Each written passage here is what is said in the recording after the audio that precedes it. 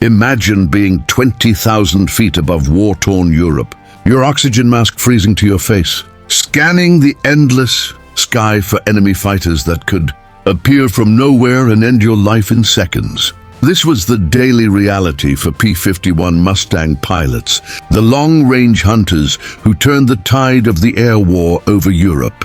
Today, we're diving deep into how these magnificent machines and their brave pilots hunted down the Luftwaffe's finest, transforming from escorts into predators in one of history's most intense aerial campaigns. The year is 1943, and the United States Army Air Forces faced a brutal problem. Their massive bombing raids deep into Nazi Germany were getting absolutely hammered.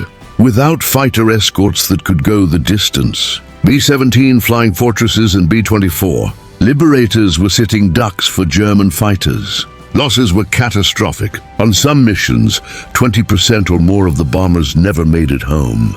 Crews were completing their 25 mission tours more through luck than anything else.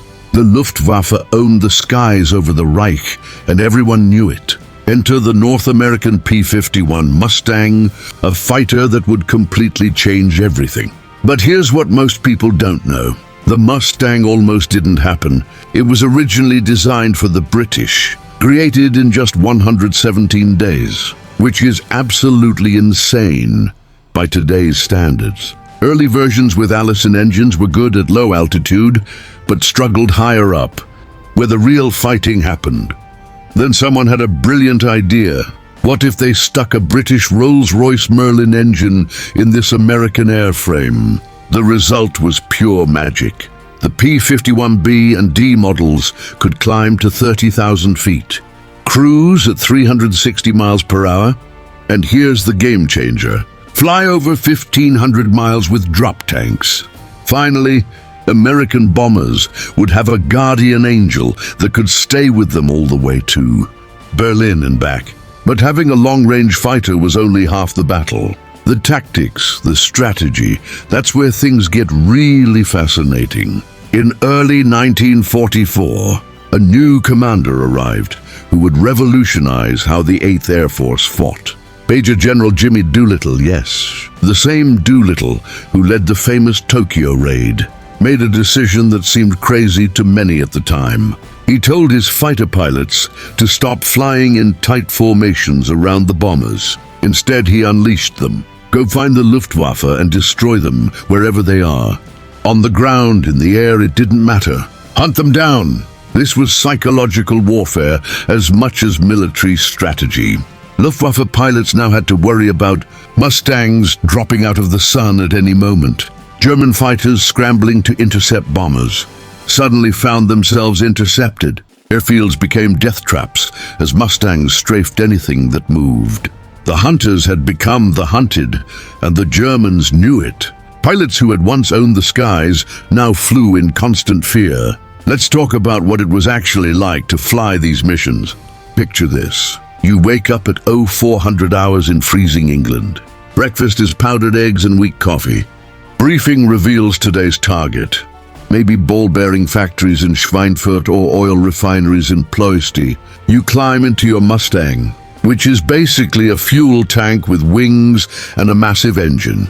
The Merlin roars to life with that distinctive sound, and you take off into the pre-dawn darkness with dozens of other fighters. Formation flying across the channel, climbing to altitude. The temperature inside the cockpit drops below zero. Your breath fogs up the canopy. You're wearing so many layers you can barely move, but you're still cold. Then you rendezvous with the bomber stream. Hundreds of heavy bombers in tight combat boxes, their contrails painting white lines across the blue sky. Your job is to keep them alive. Radio chatter crackles. Bandits 10 o'clock high. Your heart rate spikes. You scan the sky and there they are. Focke-Wulf 190 fighters diving toward the bombers. This is it. You firewall the throttle, the Merlin screaming, pushing you back in your seat. Combat happens at speeds that seem impossible. Closing rates of 600 miles per hour mean you have split seconds to make decisions that determine if you live or die. The P-51 had advantages that skilled pilots exploited ruthlessly. It could outdive almost anything the Luftwaffe had. In level flight, it was faster than the Bf-109 and could match the Fw-190. But the real edge was range and reliability. German pilots, even if they survived combat, faced increasingly desperate fuel situations as the war progressed. Mustang pilots could choose their battles, break off if things went bad, and still make it home. Let's talk about the opponents these Mustang pilots faced, because the Luftwaffe was no joke. These were experienced combat pilots, many with years of fighting on the Eastern Front. They flew excellent aircraft, the Messerschmitt Bf-109, Gustav and the Focke-Wulf 190, Anton and Dora variants. These planes were fast, heavily armed, and in the right hands absolutely lethal. The Germans also had jets by late 1944, the Me-262, which was faster than anything the Allies had. But numbers, fuel shortages, and relentless pressure meant even technological superiority couldn't save them. One of the most effective Mustang tactics was the flexibility to switch roles instantly, escorting bombers one moment, then bouncing German fighters the next, then dropping down to strafe airfields on the way home. This multi-mission capability drove the Luftwaffe crazy. They never knew where Mustangs would appear or what they'd do. German pilots reported feeling hunted in their own skies, which was a complete reversal from just a year earlier. The numbers tell an incredible story. By mid-1944, the 8th Air Force alone had over 1,000 P-51s operational.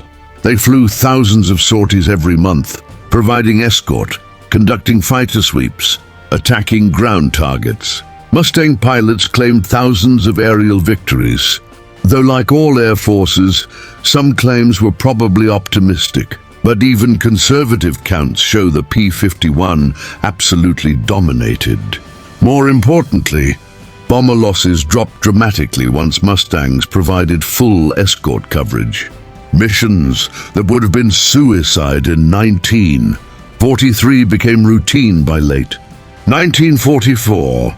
The personal stories are what really bring this to life. Pilots like Don Gentile, who became known as Captain Falcon for his aggressive fighting style, or George Preddy, the top Mustang ace in Europe, with over 26 victories before his tragic death from friendly fire. These men were in their early 20s, leading flights into the most dangerous airspace on Earth, making life or death decisions every single mission. The stress was unimaginable. Many developed what we'd now recognize as PTSD, though back then they just called it being flak happy or having the shakes. What made Mustang pilots so effective wasn't just the aircraft, though that helped enormously. It was training, tactics, and doctrine that evolved rapidly based on hard-won combat experience. American pilot training emphasized formation flying, mutual support, and disciplined gunnery. They learned to use altitude and speed, to never get into turning fights with more maneuverable opponents, to work as teams where one pilot attacked while his wingman covered. This wasn't glamorous individual dogfighting from World War I. This was systematic, coordinated destruction of enemy air power. The impact on the broader war was enormous. With the Luftwaffe increasingly unable to contest the skies, Allied bombers pounded German industry, infrastructure, and fuel production into rubble. By early 1945, the Luftwaffe was a shadow of its former self, critically short of fuel, experienced pilots, and replacement aircraft. Many German fighters never even took off because there was no fuel. When they did fly, they faced overwhelming numbers of Mustangs and other Allied fighters. The air superiority that Mustangs helped establish was absolutely critical to D-Day's success in the final push into Germany. There's something profound about how technology, strategy, and human courage came together in those P-51 Mustangs. An aircraft designed in months became the war-winning fighter. Tactics evolved from defensive escort to aggressive hunting, because one commander had the vision to unleash his fighters, and thousands of young men climbed into those cramped cockpits. Mission after mission, knowing the odds but going anyway because the cause was just and their brothers in the bombers depended on them. The P-51 Mustang didn't just hunt the Luftwaffe. It broke them, destroyed their ability to fight, and helped end the most destructive war in human history.